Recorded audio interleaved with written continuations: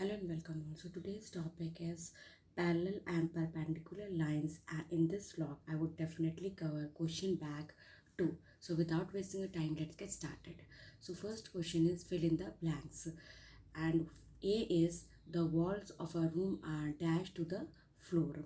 तो जो रूम है उसकी जो दीवारें हैं वो फ्लोर की मतलब डैश है, तो यहाँ पर क्या आएगा, यहाँ पर आएगा आंसर परपेंडिकुलर.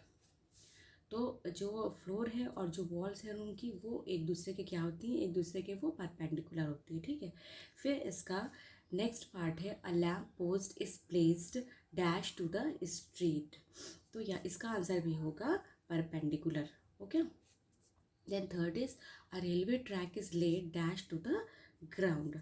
तो जो रेलवे ट्रैक है वो किस फॉर्म में लगाई जाती है, पैरेलल फॉर्म में. ओके. तो यहाँ पर आंसर आएगा parallel. Okay. The next is a long corridor can be represented by dash lines. तो यहाँ पर भी आंसर क्या होगा, यहाँ पर भी आंसर होगा parallel lines. Okay. Then next is a T junction of two straight roads is an example of perpendicular lines. Clear? उसके बाद हम देखते हैं हमारा next question. State whether each of the following statements is true और false. तो statement को पढ़ के हमको बताना है कि वो सही है या फिर गलत है. ओके. तो इसका ए पार्ट है when two lines intersect each other they may और मे नॉट बी परपेंडिकुलर. मतलब अगर दो लाइंस एक दूसरे को इंटरसेक्ट करें तो वो या तो परपेंडिकुलर होंगी या फिर परपेंडिकुलर नहीं होंगी. जैसे कि ये दो लाइन है तो इंटरसेक्ट कर रही हैं तो ये क्या होगा, ये परपेंडिकुलर है. या किसी ऐसी तरीके से कर रही हैं कि वो परपेंडिकुलर ना हो. तो क्या ये स्टेटमेंट सही है या गलत है, तो ये स्टेटमेंट सही है. तो यहाँ पर हम लिख देंगे ट्रू. ओके. फिर नेक्स्ट है railway track is a perfect example of parallel lines. Railway track कैसी होती है, वो पैरेलल होती है. तो ये भी क्या है, ये ट्रू है. ठीक है. उसके बाद नेक्स्ट है two lines in a plane are either intersecting or parallel.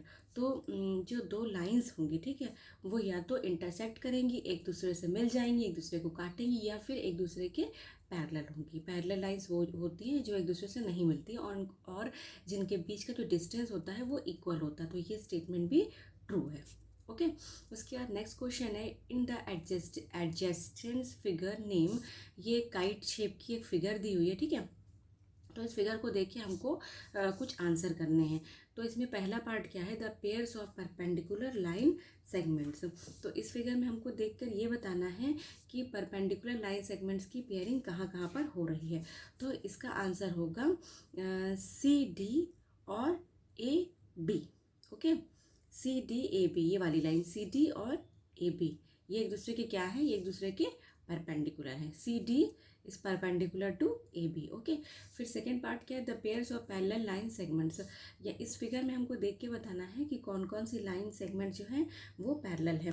तो जैसा कि हम यहाँ पर देख सकते हैं सी डी ई एफ, मतलब ये वाली लाइन, ये वाली लाइन और ये वाली लाइन, ये एक दूसरे के क्या है, पैरेलल है. ठीक है. फिर अगर हम देखें तो ए सी बी डी, जो ये वाली लाइन है, ये भी एक दूसरे के पैरेलल है. क्लियर.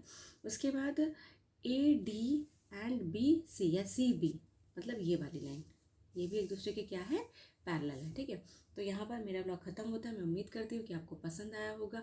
मिलती हूँ जल्दी आपसे अपने नेक्स्ट ब्लॉग में. तब तक के लिए take care and keep practising.